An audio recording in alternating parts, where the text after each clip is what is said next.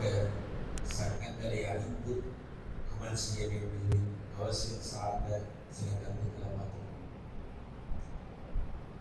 அந்த அடிப்படையில் கடந்த வாரத்தில் குளிப்பினுடைய ஃபர்துகள் சொல்லப்பட்டது. ஒரு மனிதன் அவருடைய குளிப்பு நிறைவேறணும்னா 3 ஃபர்துகளை நிறைவேற்றுறது அவசியம். அந்த அடிப்படையில் முதலாவது ஃபர்து வாய் கொப்பளித்தல். குளிக்கிறப்ப வாய் கொப்பளிக்கணும். நல்ல முறையில் வாயில் தண்ணியை செலுத்தி அது தொண்டை வரைக்கும் செலுத்தி கர்கரா செய்யணும். முதல் கடமை. இரண்டாவது நாசிக்கு நீர் செலுத்தி குளிக்க வேண்டும். நாசிக்கு தண்ணியை செலுத்தி மூக்கை சுத்தம் செய்யணும். இரண்டாவது கடமை. மூணாவது உடல் முழுக்க நனைகிற மாதிரி குளிக்கணும். உடலின் எந்த பாகத்திலையும் தண்ணி படாமல் இருக்கக்கூடாது. இது 3ம் ஒரு மனிதர் செஞ்சாதான் அவருடைய குளிப்பு நிறைவேறும். இது இல்லாமல் நம்ம புழக்கத்தில் விளங்கின மாதிரி சோப்பு போடுறதுனாலையோ ஷாம்பு போடுறதுனாலையோ அதிகமான தண்ணியை ஊற்றிக்கிறதுனாலையோ குளிப்பு நிறைவேறது கிடையாது. ஆக இந்த 3 கடமைகள் நிறைவேற்றப்படணும். உடல் முழுக்க நனையும் போது எங்கெங்கெல்லாம் தண்ணி படாமல் இருக்க வாய்ப்பு இருக்கோ அந்த இடத்துல முறையாக தண்ணீரை போய் செலுத்துறது. 2 கைகளுக்கு இடையில, 2 கால்களுக்கு இடையில, காதினுடைய பின்பகுதிகளில், காது உள்துறைகளில், தலைமுடிகளில், தாடி அதிகமாக இருந்தால் கோதி கழுவுறதில்ல, இது மாதிரி தண்ணி படாத இடங்களில் கவனத்தோட தண்ணியை செலுத்தணும். இது 3 கடமைகள் முறையாக இருந்தாலும் குளிப்பு நிறைவேறும். கண்ணியத்துக்குள்ளானே. அதன் தொடர்ச்சியாக இன்றைய தினம் உலுவினுடைய ஃபர்லுகள். குளிச்சாச்சு. இந்த முறையில் ஒருத்தர் குளிச்சுட்டாருன்னா ஒழுவை முறிக்கக்கூடிய எந்த காரியமும் அவர்கிட்ட நடக்காமல் இருந்தால் அவர் அப்படியே தொழுக வந்துடலாம். அப்படியே அவர் தொழுகையை நிறைவேற்றலாம். முறையாக குளிச்சுட்டு திரும்பி தொழுகிறதுக்காக திரும்பி ஒரு தடவை ஒழு செய்யணும்னு தேவையில்லை. முறையாக குளிச்சிருந்தாருன்னா ஒழு செய்யாமல் தொழுகலாம். அதாவது ஒழுவை முடிக்கக்கூடிய காரியங்கள் எதுவும் இடையில நடந்திருக்கக்கூடாது. சரி, இப்போ ஒரு அடியான் தொழுகைக்கு முன்னாடி ஒழு செய்கிறது கட்டாயம். இப்போ ஒழுவுலையும் ஃபர்லுகள் சில விஷயங்கள் இருக்கு. அந்த முறையான ஃபர்லுகள் நிறைவேற்றணும். முதல்ல ஒழு செய்கிறதுங்கிறது இது சாதாரண செயல்பாடு அல்ல. மாறாக அல்லாஹ் தஆலாவே குர்ஆன்ல கட்டளையிடக்கூடிய ஒரு செயல்பாடு. குர்ஆன்ல அல்லாஹ் தஆலா எல்லா செயல்பாடையும் டீட்டெயிலாக சொல்லலை. ஹஜ்ஜு சம்மந்தமாக அல்லாஹ் சை செய்யுங்கன்னு ஒரு இடத்துல இருக்கும், தவாஃப் செய்யுங்கன்னு ஒரு இடத்துல இருக்கும். பெருசாக ஒரு டீட்டெயிலான மசாயிலான ஹஜ்ஜில் இல்லை. ஜக்காத்து கொடுங்கன்னா இருக்கே தவிர எதுக்கு எவ்வளோ கொடுக்கணும்னு இல்லை. நோன்பு வைங்கன்னு இருக்கு, அதுலேயும் பெரிய அளவில் டீட்டெயிலான மசாயில்கள் இல்லை. ஆனால் ஒழு செய்கிறதுல அல்லாவே டீட்டெயிலாக அதை சொல்கிறான். இப்படி தான் நீங்கள் ஒழு செய்யணும். குர்ஆன்ல அல்லாஹ் தஆலா ஆயத்தை இறங்கி சொல்கிறான். இதா கும்தும் இலஸ்ஸலா, தொழுகை பக்கமாக நீங்கள் வந்தீங்கன்னா ஃபகுஸிலு உஜூஹக்கும், உங்களுடைய முகத்தை கழுவி கொள்ளுங்க. வஐதீக்கும், உங்களுடைய கைகளை கழுவி கொள்ளுங்க முழங்கை வரைக்கும். இலல் மராஃபிக். வம்ஸஹு பிருஊசிக்கும், தலைக்கு மசல் செய்யுங்க. வஅர்ஜுலக்கும் இலல் கஅபைன், காலை கரண்ட கால் வரைக்கும் கழுவிக்கங்க. இந்த 4 கட்டளைகள், இந்த 4 ஃபர்லுகள் ஏதோ சட்ட நூல்களில் உள்ளது கிடையாது. மாறாக அல்லாஹ் தஆலா தனது திருக்குர்ஆன்ல சொன்ன அவசியமான கட்டளைகள். கண்ணியத்துக்குள் கனவுலே ஒழுல 4 ஃபர்லு இருக்குங்க. 4 ஃபர்லு என்னென்ன? முகத்தை கழுவுறது, நெத்தி முடியிலிருந்து தாடைக்கு கீழ் வரைக்கும் ஒரு காலின் சோனை முதல் மறுக்காலின் சோனை வரைக்கும் முகம் கழுவி இருக்கணும். 2 கையும் முழங்கை வரைக்கும் கழுவி இருக்கணும். தலைக்கு மசகு செய்யணும், காலை கழுவணும். இது ஃபர்லுடைய விஷயங்கள். இப்போ சுன்னத்தெல்லாம் சேர்த்து ஒரு முறையான ஒழுவை எப்படி செய்கிறது அதில் பார்ப்போம். முதல்ல ஒழு செய்கிறதுக்கு முன்னாடி நம்ம நீயத் வைக்கணும். நான் சுத்தமாகிறதுக்காக ஒழு செய்கிறேன்னு நீயத் வைக்கணும். ஏன்னா தொழுகை தான் இபாதத்து, ஆனால் அதை நிறைவேற்றுறதுக்கு ஒழு காரணமாக இருக்கிறதுனால அதற்கும் மார்க்கத்தில் பல நன்மைகள் இருக்குது. அதனால அதுக்கும் நீயத்து வச்சுட்டு ஒழு செய்யணும். என்னங்க நன்மை இருக்குது? பல ஹதீஸ்களில் நம்பி ஒன்று சொல்கிறாங்க. திருமீதியில் வரக்கூடிய ஒரு ரிவாயத்து, என்னுடைய அடியார்கள் ஒழு செஞ்சாங்கன்னா அவங்க கையை கழுவும் போது கையில இருந்து தண்ணீர்கள் வடிகிறதோடு அவங்களுடைய பாவங்கள்லாம் வடிஞ்சிருது. முகத்தை கழுவும் போது கண்கள் செய்த பாவங்கள், காதுகளுக்கு மசகு செய்யும்போது காதுகள் செய்யக்கூடிய அந்த பாவங்கள் எல்லாம் கழிஞ்சிருது. திருமீதியில் வரக்கூடிய ரிவாயத்து. ஆனால் நாம் செய்யக்கூடிய ஒழுங்கிறது நம்முடைய பாவங்கள் மன்னிக்கப்படுறதுக்கு காரணமாக இருக்கு. இன்னொரு ஹதீஸ் நபி ஒன்று சொல்கிறாங்க, என்னுடைய உம்மத்து நாளை மறுமை நாளில் ஒளிமயமானவர்களாக வருவாங்க.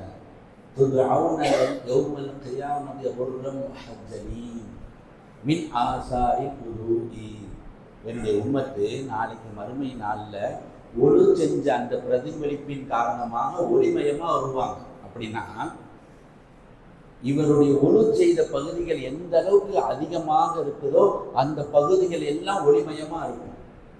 இதை சொல்லிட்டு நபியவங்க சொல்கிறாங்க, மனிஸ்தகா மின்கும் ஐ யுதீல குர்ரதஹு ஃபல்யஃஅல். உங்களில் யாராவது உங்களுடைய ஒளிமயமான பகுதியை அதிகப்படுத்திக்கணும்னா அதிகப்படுத்திக்கங்க. அப்படின்னா என்ன அர்த்தம்? இதுவரைக்கும் கழுவுனா போதும். உங்களுக்கு வாய்ப்பு இருந்தால், உங்களுடைய உடல்நிலைக்கு வாய்ப்புகள் இருந்தால் கொஞ்சம் கூட்டி கூட கழுவுங்க. காலில் உங்களுக்கு கரண்ட கால் வரைக்கும் கழுவுனா போதும். வாய்ப்பு இருந்தால் கொஞ்சம் கூட்டி கழுவுங்க. ஏன்னா எவ்வளவு பகுதிகள் நீங்கள் கழுவி இருக்கீங்களோ அந்த பகுதிகள் எல்லாம் மறுமை நாளில் ஒளிமயமான சூழ்நிலையில் இருக்கும். அதை வைத்து இந்த உம்மத்தை அடையாளப்படுத்தப்படுவார்கள். ஸல்லல்லாஹு அலைஹி வஸல்லம் சொல்றாங்க. ஒரு சாதாரண அமல் கிடையாது. சரி, ஒழு செய்கிறார். முதல்ல 2 கையையும் மணிக்கட்டு வரைக்கும் கழுவிக்கணும். 2 கையையும் மணிக்கட்டு வரை கழுவிக்கணும்.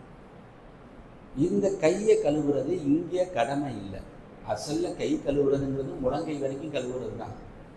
அதுக்கப்புறம் எங்க ஆரம்பத்தில் ஒரு தடவை மணிக்கட்டு வரைக்கும் கழுவுறோம் அப்படின்னா, வாய் கொப்பளிக்கிறதுக்கும் நாசிக்கு தண்ணி எடுக்கும் போதும் முகத்தை கழுவும் போதும் இந்த கையால் தான் தண்ணி எடுக்க போகிறோம். அப்போ இந்த கையை சுத்தமாக இருக்கணும். அப்போ தான் வாயில் தண்ணியை செலுத்துறது, நாசிக்கு தண்ணி செலுத்துறது சுத்தமான தண்ணியாக போகும். அதனால முதல்ல 2 கையையும் மணிக்கட்டு வரை கழுவுறது சுன்னத். இது கடமை இல்லை. இதை கழுவுனா தானே மற்ற பொறுப்புகள் ஒழுங்காக கழுவ முடியும். இதுலேயே அழுக்கு இருந்துச்சுன்னா. அதனால 2 கைகளை மணிக்கட்டு வரைக்கும் நல்லா கோதி கழுவிக்கிறது. கழுவிட்டு வாய் கொப்பளிக்கிறது. வாய் கொப்பளிக்கும் போது வாய்ப்பு இருந்தால் மிஸ்வாக் இருந்துச்சுன்னா மிஸ்வாக் செய்து கொள்வது. மிஸ்வாக் இல்லைங்க அப்படின்னா விரலால் பல் துலக்கி கொள்வது. அதுக்கப்புறமா தண்ணியை எடுத்து நாசிக்கு நீர் செலுத்துறது. ஒவ்வொரு செயல்பாடுகளையும் நல்லா புரிஞ்சு கொள்ளுங்க. நீங்கள் அப்படி தான் செய்வீங்களான்னு உங்களை நீங்களே பரிசோதிச்சு பாருங்கள். உங்கள்கிட்ட எதுவும் மாற்றங்கள் செய்ய வேண்டியது இருந்தால் மாற்றிக்கொள்ளுங்க. வாய் கொப்பளித்து அடுத்து தண்ணியை எடுத்து நாசிக்கு தண்ணியை செலுத்தி மூக்கை சுத்தம் செய்கிறது. மூக்கை சுத்தம் செய்ய வேண்டிய இடம் ஒழு செய்யும் போது, மற்ற இடங்கள் அல்ல. அப்போ நாசிக்கு தண்ணியை செலுத்தி மூக்கை சுத்தம் செய்து கொள்வது. அடுத்து கையில் தண்ணியை எடுத்து முகத்தை கழுவுறது. முகத்தை கழுவுறதப்ப ஒரு விஷயத்தை நல்லா கவனிக்கணும். முகம் கழுவுறதுங்கிறது பரிபூரணமாக முகத்தை கழுவணும். நெற்றி ரோமத்திலிருந்து தாடையின் கீழ் வரையிலும் ஒரு காலின் சோனை முதல் மறுக்காலின் சோனை வரை முகம் முழுக்க கழுவுவது. என்ன ஆயிடக்கூடாது, அப்படியே மேலோட்டமாக இறங்கிடக்கூடாது. இந்த முகம் கழுவுறது இந்த காதோட ஒட்டின பகுதிகள் எல்லாம் நனைஞ்சிருச்சான்னு கொஞ்சம் கவனிக்கணும். தண்ணி போய் சேர்ந்துச்சா, நான் ஒழு செய்கிறேனே அந்த கவனத்தோடு செஞ்சால் தான் போய் சேரும். சும்மா தண்ணியை அடிச்சுட்டு வர்றது கிடையாது. முகத்தில் தண்ணி அடிக்கவும் கூடாது. தண்ணியை எடுத்து வச்சு கழுவணும். கழுவும் போது இந்த ஓரப்பகுதிகள்லாம் தண்ணி நனைஞ்சிச்சா அப்படின்னு நம்ம கொஞ்சம் உறுதிப்படுத்திக்கணும். நல்ல முறையில் முகத்தோடைய ஓரப்பகுதியில் படணும். இது கட்டாய பரல். இதில் குறைவு இருந்துச்சுன்னா தொழுகைக்கும் கூடாது, ஒழுவும் கூடாது. சரி, முகத்தை நல்ல முறையில் கழுவிக்கொள்வது. அதுக்கடுத்து 2 கைகளையும் முழங்கை வரைக்கும் நல்லபடியாக கழுவுறது. பாருங்க, இந்த முழங்கை கழுவுற விஷயத்தில் பல நபர்களுடைய ஒழு எப்படி இருக்குன்னா, சும்மா அந்த கையிலேருந்து கொஞ்சம் ஏற்றுறது, முழங்கையை தொடுறதே கிடையாது. இவர் ஃபுல் ஹேண்ட் ஷர்ட் போட்டிருப்பாரு, அல்லது இவர் அவசரத்தில் இருக்காரா, என்ன காரணமோ தெரியல. அப்படியே லைட்டாக தண்ணியை தேய்ச்சிட்டு அப்படியே வந்துடுறாரு. தண்ணியத்துக்கு கொடுத்தாலே சட்டையை நல்ல முறையில் தூக்கிடுறாரு. சட்டையை நல்லா மேலே தூக்கிட்டு முழங்கை இங்கே இருக்குது, அந்த முழங்கை வரைக்கும் தண்ணி பட்டு அதையும் தாண்டணும்.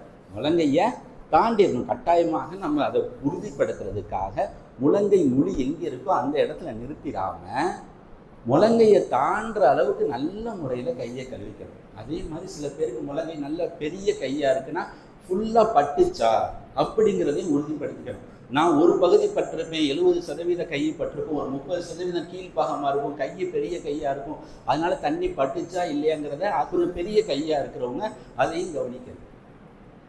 கையில் அதிகமாக முடி இருக்குங்க, முடி பட்டு சில நேரம் இல்லைன்னா தண்ணி அப்படியே மேலாப்பில் முடியோடு பட்டுட்டு போயிடும். முடி அதிகமாக இருந்துச்சுன்னா அந்த கீழே தோலில் தண்ணி படணும். முடி அதிகமாக இருந்துச்சுன்னா கொஞ்சம் தேய்ச்சி அந்த தண்ணி என் கையில் போய் பட்டுச்சா அப்படிங்கிறத நம்ம உறுதிப்படுத்திக்கணும். 2 கைகளையும் முழங்கை வரைக்கும் கழுவணும். அடுத்து தலைக்கு மசாஜ் செய்வது. தலையில் முழுக்க மசாஜ் செய். எப்படி? கையில் தண்ணியை நனைச்சிட்டு தலைக்கு கையை வச்சு அந்த தண்ணி நனைச்ச தன் கையை தலையில் தடவுறது. நம்ம யோசிக்கணும், இன்னைக்கு எத்தனை பேருடைய உணவில் மசாஜ்னு ஒரு செயல்பாடு இருக்குது. எனக்கு ஏதோ சந்தேகம் இருக்குது, மசாஜ் இல்லாத உணவுகளும் நிறையா வருதோ. கண்ணியத்துலாம் இது கட்டளை, வம்சமும் இருவூசிக்குங்கிறது அல்லாஹ் சொல்கிற கட்டளை. ஏதோ பல மக்களுடைய உணவு என்ன நினச்சிக்கிட்டாங்க, ஏதோ கை கால் வச்சு கழுவிட்டு போய் தொழுகணும் போல இருக்குது, ஏதோ ஒரு சுத்தத்துக்காக இல்லை. அல்லாஹ் எப்படி செஞ்சுருக்கானோ அப்படி தான் நம்ம ஒழுங்கு செஞ்சாகணும். அதை தலைக்கு ஒழுங்கான முறையில் நல்ல முறையில் போய் தண்ணி படுற மாதிரியாக என்ன செய்கிறது, தலையை மசாஜ் செய்து கொள்வது. அடுத்ததாக 2 கால்களையும் கரண்டை உட்பட நன்கு கழுவுவது ரொம்ப ரொம்ப முக்கியமானது. 2 காலுமே கரண்டை உட்பட, கரண்டைனா அந்த கரண்டை முழி இருக்கு இல்லையா, அந்த பகுதி அது வரைக்கும் நல்லா கழுவணும். வாய்ப்பு இருந்தால் அந்த கரண்டை மொழியை விட எவ்வளவு அதிகப்படுத்தி கழுவ முடியுமோ அவ்வளோ நல்ல முறையில் அதிகப்படுத்துறது. காலுங்கிறது 360 டிகிரி மாறி அதோட முழு பகுதியுமே நல்லா நனைஞ்சிருச்சான்னு பார்க்கணும். ஒன்று இருக்குது முன்னங்கால் பாதம், ஒன்று இருக்குது, அதுக்கடுத்து நடுப்பகுதி இருக்குது, அதுக்கடுத்து பின்னங்கால் இருக்குது. எல்லா பகுதியிலையுமே தண்ணி போய் பற்றுச்சான்னு நம்ம உறுதிப்படுத்தணும். பின்னங்காலில் தண்ணி படாமல் இருந்துடக்கூடாது. இதுக்கு நபியவங்க எச்சரிக்கை ரொம்ப கடுமையாக செஞ்சுருக்காங்க.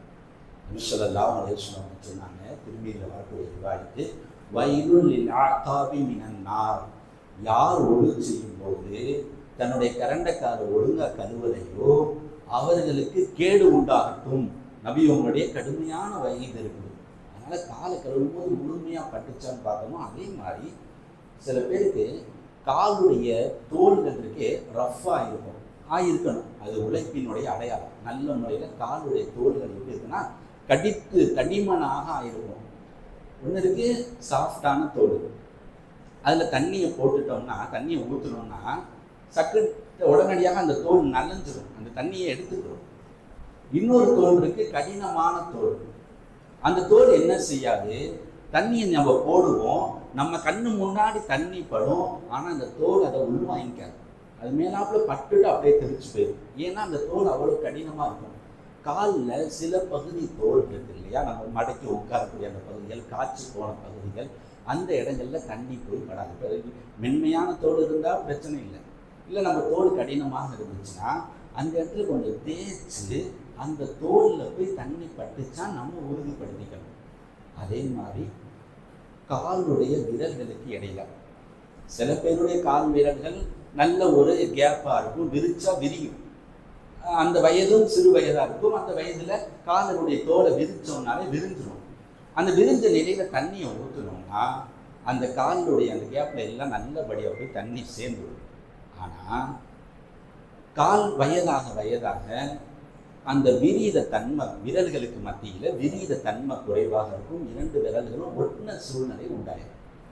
அல்லது விரல் பெரிதாக இருந்தாலும் 2 விரல்கள், சுண்டு விரல், அதுக்கு முன்னாடி இருக்கக்கூடிய விரல், அந்த விரல்கள் ஒட்டுன நிலைமை உண்டாயிடும். அப்படி உண்டாயிடுச்சுன்னா நம்ம காலை நீட்டிருப்போம், பைப்ல இருந்து தண்ணி வந்துக்கிட்டு இருக்கோம், ஆனால் 2 விரல்களுக்கு இடையில தண்ணி போய் சேராமல் இருக்கும்.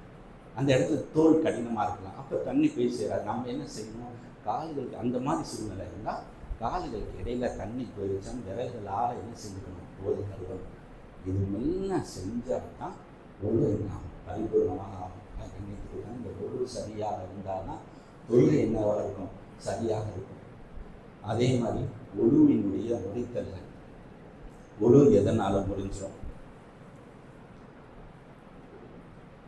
காற்று பிரிஞ்சிருச்சுன்னா ஒழு முறிஞ்சிடும். காற்று பிரிஞ்சிருச்சுன்னா ஒழு முறிஞ்சிடும். உடம்புல ஏதோ ஒரு பகுதியில் ரத்தம் வெளியானுச்சுன்னா ஒழு முறிஞ்சிடும். ரத்தம் வெளியானுச்சுன்னா ஒழு முறிஞ்சிடும். வாந்தி எடுத்தோம்னா ஒழு முறிஞ்சிடும். படுத்து அல்லது சாய்ந்து தூங்கிட்டோம்னா ஒழு முறிஞ்சிடும். மயக்கம் உண்டாயிருச்சுன்னா ஒழு முறிஞ்சிடும். தொழுகையில சிரிச்சுட்டோம்னா, தொழுகையில சிரிச்சாருன்னா தொழுகையும் முறியும், ஒழுவும் முறிஞ்சிடும். இப்போ இதில் ரொம்ப கவனிக்க வேண்டிய இடம் எங்கே அப்படின்னா, படுத்து அல்லது சாய்ந்து தூங்குவது. இப்போ ஒருத்தர் தொழுகைக்கு வந்தார், ஜும்மா தொழுகைக்கு வர்றார், பயான் நல்லா இருக்கு, ஆனால் ஒரு கட்டத்தில் அந்த நல்லா இருக்கிற பயான் இன்னும் தாலாட்டு தலை கணத்துக்கு போய் தூங்க வச்சிருச்சு. இப்போ ஜும்மாவில் வந்தாலும் உட்கார்ந்தாரு, தூங்கிட்டார். தூங்கிட்டு இவர் ஒரு சாஞ்சு தூங்கியிருக்கார். உதாரணமாக செவத்தில் சாஞ்சு தூங்கிட்டார் அப்படின்னா, இவர் இப்போ அந்த செவரை நம்ம கலட்டுறோம் அல்லது அவர் எதை சாஞ்சிருக்காரோ அதை எடுத்தோம்னா கீழே விழுந்துருவாருங்கிற அளவுக்கு தூங்கிட்டாருன்னா ஒழு முறிஞ்சு. உட்காந்து தூங்குனா நல்லா ஸ்டெடியாக உட்காந்துருக்காரு, நல்லா உட்காந்துருக்கிறாரு. இவர் சும்மா எங்கேயோ உட்காந்துருக்கிறாரு, அப்படி உட்காந்துருக்கும் நல்லா ஸ்டெடியாக உட்காந்து லைட்டாக தூங்கினாருன்னா ஒழு முடியாது. ஆனால் இப்படி கையை வச்சு சாஞ்சு தூங்குறாரு, செவத்தில் சாஞ்சு தூங்குறாரு. இப்படி கையை வச்சிருக்கிறவர் நம்ம கையை எடுத்துட்டோம்னா அவர் கீழே விழுந்துருவாருங்கிற அளவுக்கு அவர் கண்டிஷன் இல்லாமல் ஆயிட்டாருன்னா அந்த தூக்கத்தின் காரணமாக ஒழு முறிஞ்சிடும். ஒழு முறிஞ்ச பிறகு இதில் எந்திரிச்சு நின்று தொழுதாலும் அவருடைய தொழில் என்ன செய்யப்படாது? ஏற்றுக்கொள்ளப்படாது. அதனால உட்கார்ந்து அல்லது சாய்ந்து தொழுகிறதுனால என்ன செஞ்சிருக்காங்க? ஒழு முறிஞ்சிடும். காயங்கள் இருக்கு, ரத்தங்கள் இருக்கு. இப்போ இந்த காயத்தில் சின்ன காயம், ஒரு மிருகத்தை விட சின்ன அளவு, ஒரு காயம், 1 ரூபா காயினை விட சின்ன காயமாக இருக்குது. அந்த காயத்துக்குள்ளே ரத்தம் இருக்குது. இப்போ ஒழு முடியாது. அந்த காயத்தை விட்டு நகர்ந்து ஒரு சிறு அளவுக்கு கீழே இறங்கிருச்சுன்னா என்ன செஞ்சிருங்க? ஒழு முறிஞ்சிடும். அந்த இருக்கக்கூடிய இடத்த விட்டு ரத்தம் வடிஞ்சிருச்சுன்னா என்ன செஞ்சிருங்க? ஒழு முறிஞ்சிடும். அதே மாதிரி தொழுகையில் சிரிச்சா, இதுக்கான வாய்ப்புகள் கிடையாது. தொழுகையில் ஒருத்தர் சிரிச்சாருன்னா அந்த சிரிப்புக்கு தண்டனையாக தொழுக முடிகிறது ஒன்று, அதுக்கு கூடுதல் தண்டனை அவருடைய ஒழுவும் முடிஞ்சிடும். இது ஒரு மார்க்க சட்டமாக கண்டித்திருக்கோம். ஒழு சார்ந்த சட்டங்கள் சில விஷயங்கள் சொல்லப்பட்டிருக்கு. இதையெல்லாம் பேணி ஒழிச்சு நம்மளுடைய தொழிலுடைய விஷயங்கள் ஆக்கிக்கொள்ளணும். சில விஷயங்கள் இருக்குது, அதெல்லாம் ஒழுவை முறிக்கக்கூடியது இல்லை. ஆனாலும் மக்கள் எப்போ யாரும் கேட்கறது உண்டு. உதாரணமாக விளக்கு மரம் தொட்டால் ஒழு முறிஞ்சிருமா? பெண்கள் கேட்குறாங்க விளக்கு மரம் தொட்டா அப்படின்னா, விளக்கு மரம் எந்த பொருளை நீங்கள் தொடுறதுனாலும் ஒழு முடியாது. நன்கு விளங்கிக்கங்க, எந்த பொருளை தொடுவதினாலும் ஒழு முடியாது. சில நேரங்கள் கேட்குறாங்க, பால் குடித்தேன், கறி சாப்பிட்டேன், ஒழு முடிஞ்சிருமா? இல்லை, நீங்கள் எந்த பொருளை சாப்பிட்றதுனாலையும் ஒழு முடியாது. எந்த பொருளை தொடுவதனாலும் ஒழு முடியாது, எந்த பொருளை சாப்பிடுவதனாலும் ஒழு முடியாது. எல்லாம் எல்லாரும் தந்துடுவாங்க. சில வரக்கூடிய வாரத்தில் தொழுகையினுடைய சட்டத்தை கண்டிப்பாக சொன்னது.